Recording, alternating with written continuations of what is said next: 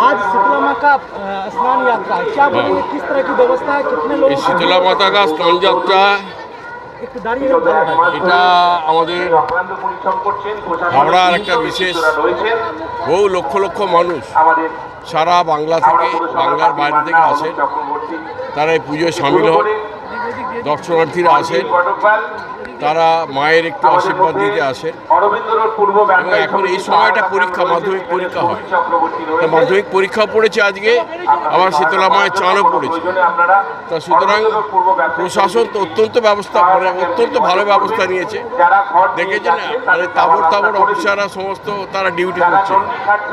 তা সুতরাং মানুষের কোনো অসুবিধা হবে না, মানুষ যাতে সুস্থভাবে পুজো দিতে পারে, দর্শন করতে পারে, ঠাকুরের কাছে তাদের প্রার্থনা করতে পারে, তার জন্য সমস্ত রকম ব্যবস্থা করতে হবে।